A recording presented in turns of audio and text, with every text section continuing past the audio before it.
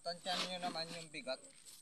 Yung ginaganyan nyo para maganda.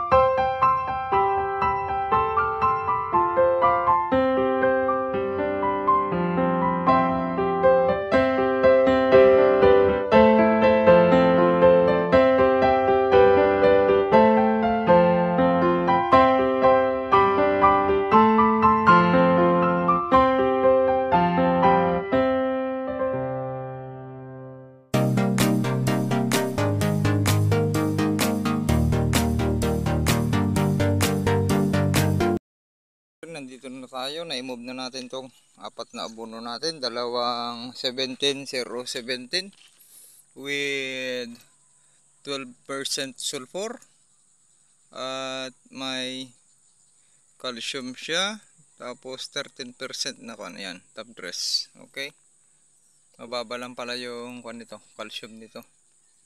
Ayan, tapos Morito Potas, kailangan natin gumamit ng Morito Potas 0060 para hindi tayo mag-overdose, mahamog man, o dire-diretso man na mahamog sa kon, kasi bare month na expected yan na maraming hamog sa umaga, at baka biglang ulan ng ulan para hindi tayo tamaan ng sakit at yung palay natin ay hindi hahapay. Ngayon medyo wala pang tubig yung iba, yung aabunuhan na natin yung may tubig kasi may nagbaba ng harang noong kagabi.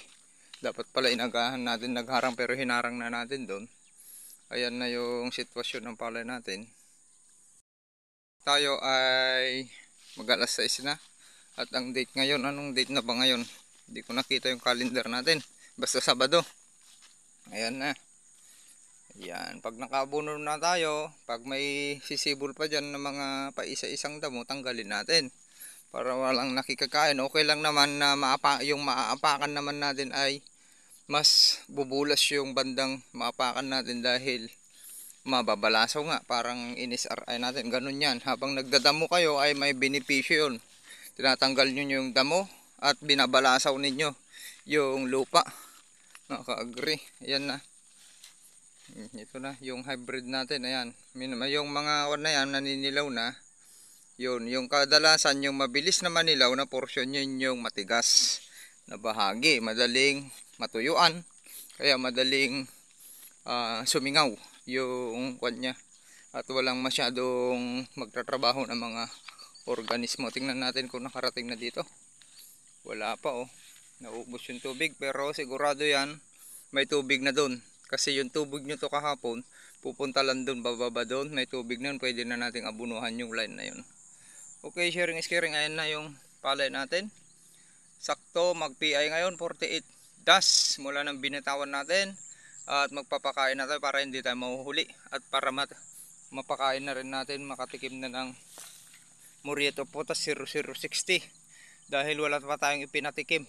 Nakon dyan, nagbabase pa lang sa pulyar natin na may konting potassium. Tapos yung sa dayami na kinakain yan na pinaggabasan, doon palang kumukuha. At kailangan na natin mapatigas yan para sa panahon ng pag-uuhay ay may sapat na resistant sa mga sakit at sa peste. Hindi basta-basta mabubutasan. Magkakaroon tayo ng whitehead, mabubutasan ng uod kung matigas yung puno ng palay natin. At para yung pagpapahinog natin ay maganda, yung plug leaf shape ay strong, hindi basta-basta nababali o napuputol. Pag nahanginan man ay hindi rin sa lodging, hindi basta-basta madapa. Okay, sharing is caring. Magandang araw ulit sa ating lahat. Happy farmers. Okay, tara, i-drive na natin, tignan natin, iikot tayo at magpipitpit. Templahin na natin, i-mixing natin yung abono natin. At mamaya, ito pala, wag na kasi top dressing na tayo, final na. Noon pwede yan, mag-abono tayo kahit may hamog-hamog pa yung kwan, okay lang. Kasi wala namang urea or sulfate yung binibitawan natin. Halos complete naman yung binitawan natin. Walang masyadong kwan na yung mabilis matunaw. Pero ngayon, top dressing na, wag nyo nang abunuhan na may hamog kasi masusugatan yung pala natin, dahilan na doon papasok yung magkakasakit doon banda. Okay, doon papasok yung bakterya at fungus. Sharing is caring. Magandang buhay ulit sa ating lahat. Huwag kalimutang mag-subscribe sa ating YouTube channel Agritipid PH, or puntahan nyo yung Facebook account ko, i-follow nyo, April Banalsuge, at i-message nyo ako sa mismong account ko para mai-add ko kayo sa Agritipid PH group chat. Nandun na, ilinatag na namin doon yung gagawin namin ngayon dry season para sa 200 to 300 ani. Nandun na yung protocol. Okay, magandang buhay sa ating lahat. Great mga ka-agri, ayan, ipapakita ko sa inyo kung paano tayo i-mix natin itong dalawang abono natin dito para makita nyo. Ang araw ngayon ay October 14, 2023 at sa oras ng bago tayo maghatid sa school ulit dahil may program dyan sa MNHS, mayroong foundation, palaro, may mga palaro, ay mix muna natin ito kahit ito lang. Ito lang muna kasi yun lang may tubig yung kuha natin. Hindi tayo magbibitaw ng final top dressing na walang tubig. Ganun tayo mga agriwasan nating mag-abono na walang tubig. Ito ihuli natin. Yan muna.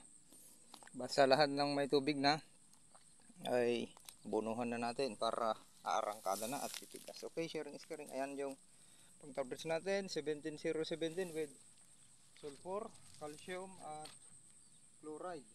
Tapos yung 0060 Murrieta Potas. Meron yan bawat 50 kilos na abono ay mayroon, i-divide nyo lang sa to. Kagaya nung 0060 may 50, may 60, 30% na potassium. Yung 17017 mayroon siyang tagilan yan, i-divide nyo na lang, may tag 17, 6.5 na kwan. Yan, divide ko lang, ganun lang pagkwan. Ngayon ito i-mix natin mamaya para mabilis. Ayan, makikita nyo kung ano laman nito. Ilalapit natin para makita nyo kung ano yung laman. At least may time pa tayo mag-mixing. Malayo. Yan, dito natin i-kuhan para makita nyo. Yan, para makita nyo yung laman. Ayan, okay. Ayan o. Yung natin ay marami tayong naipamahagi na ganito. Long sleeve, pang bukid. Salamat sa taga SL Agritech Corporation, sa team ni Sir Jade Pedres. Ayan, at saka si Sir Gerson sa pagbigay ng ganito. Ganyan na para mabilis. Nag-iisang tabo na kasi halos ka Bigat naman to, pero ito ang pinakamabigat na abono. Itong potassium or itong potas. Ayan, para maganda ang mixing na agad.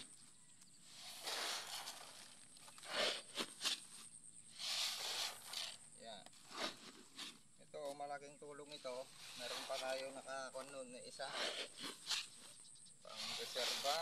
Ginagamit natin habang nag-abono at nagpaparotsong. Tatanggal ng damo. Itong SL88 na yung islog. Ayan, kasama rin nila yung technician si Sir Ari Asprek. Yung mga naghahanap ng binihi, kontakin nyo lang sila. Mayroon silang Facebook account. Kontakin nyo lang sila sa Facebook para alam nila yung may sasabihin kung saang agro supply nakalagay yung mga production nilang hybrid. Ganyan lang. Matansyan nyo naman yung bigat yung ginaganyan nyo para maganda. Ayan. Kasi final top racing tayo, dapat pantay na yung pagsabog natin para makakain lahat.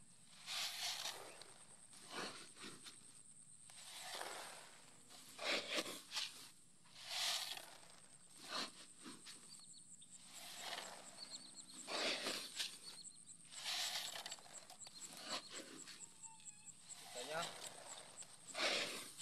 ito yung laman ng granule.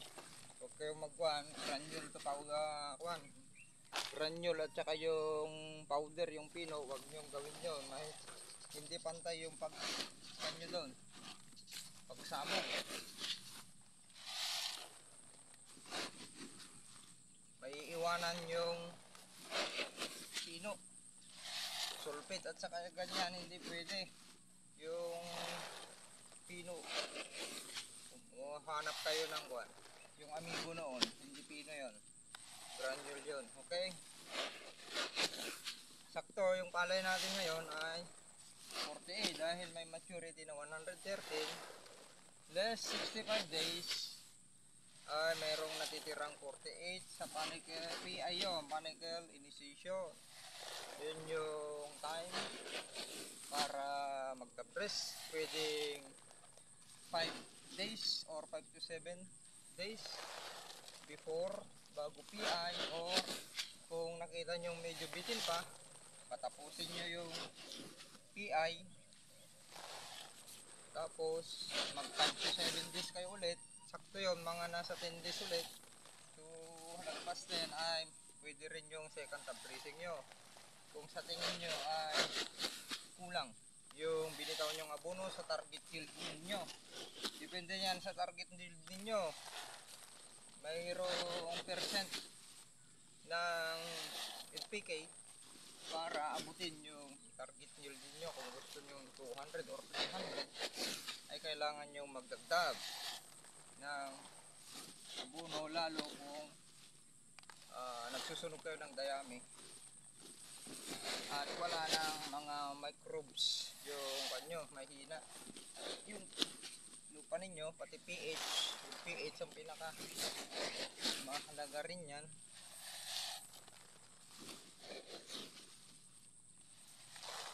Ayan, yung bilog-bilog na yun ay tanawin nyo, bitakid. Okay, ayan, nakikita nyo na.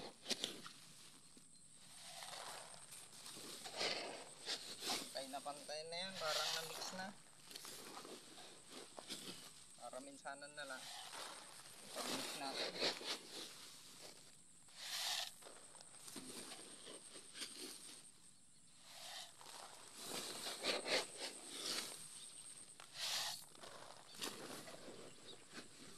Ganun tayo, pag bata pa yung palay, okay na yung konti lang pinapakain natin para wala tayong losses.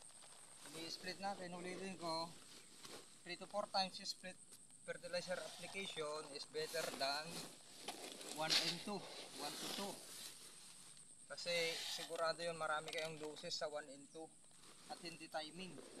Yung pagbitaw nyo ng abono pag 1 and 2 kayo, kaya dun ang dahilan na pangit yung palay ninyo, nahina yung inyong ani. Dahil sa protocol ninyo, hindi pa nag-update. Nag-upgrade yun na kayo, marami yung umakani dyan ng lumalagpas na sa 200, lumalagpas sa 300. Yun na yung gusto nating tundan na ani. Huwag kayong mga ka-farmers, huwag kayong paiiwan, naiiwanan na kayo sa teknolohiya. Nagbago na yung climate natin, magbago na rin kayo ng pamamaraan. Ayan, tapos fixin natin ito dito para makita nyo. Ganun tayo para sigurado na maganda yung mixing. Yan, kita nyo ba? Tapos ito mga bubo na to, durugin ninyo.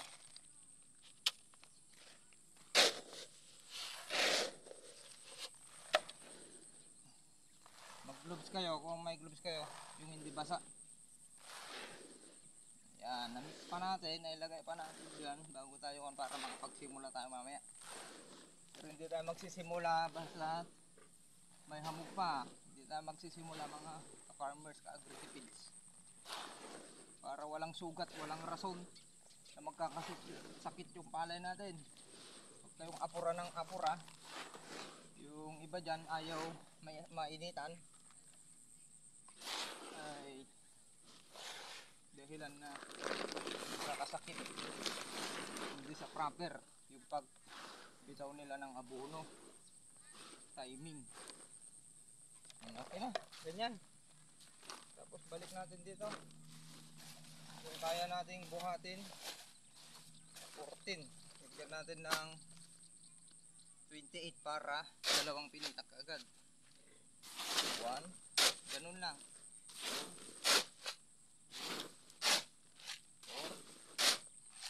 5, 6, 7, 8, 9, 10, 11, 12, 13, 14, 15, 16, 17, 18, 19, 20, 21. Matatansyan nyo naman kung palagi nga nagbubuhat, lalo tayo ay may palagi tayong nagbubuhat ng ganito, pati feeds, natatansyo na yung 25 to 30 kilos. Mabigat talaga yan, mabigat na yan.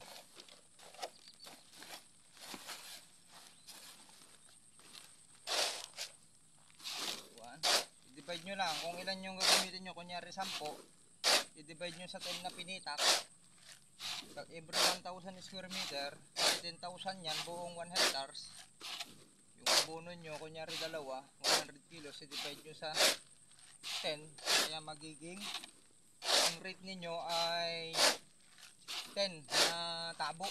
10 kilos every 1,000 square meter.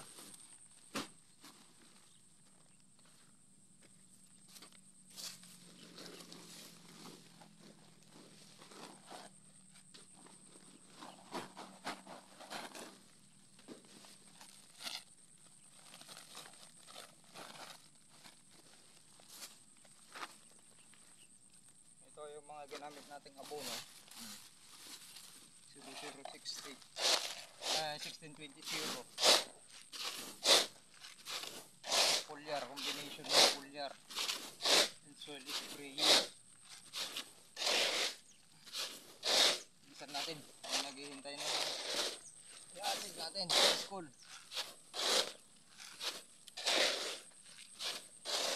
Nabigat talaga. Kaya lang yan natira.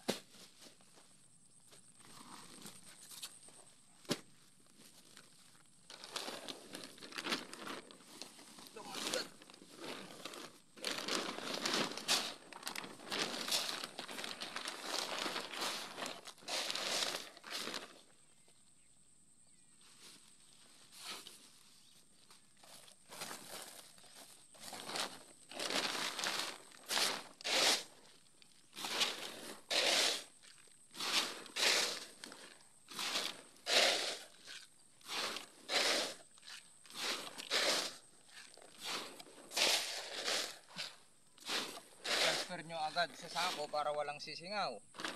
Parang yung nakikita ko sa minsan, nahalo sila sa daanan.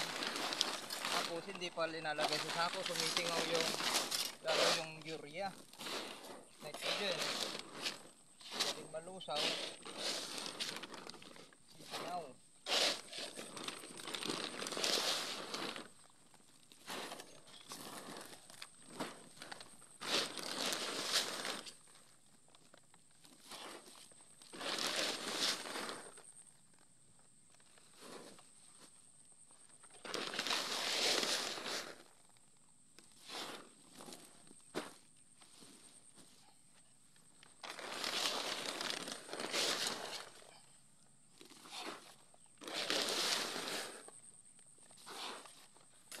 Para hindi mabigat. 25 kilos.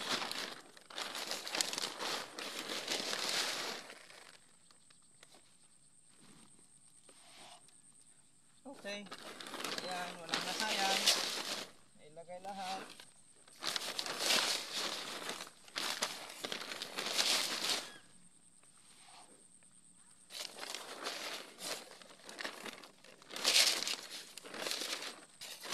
Okay. Yan na. Tapos talian lang yung steering.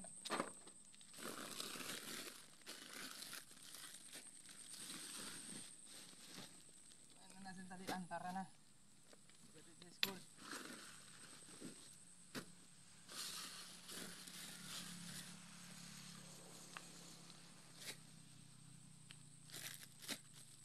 Okay, steering. Let's go. Bye-bye. Okay, tuloy natin mamaya yan.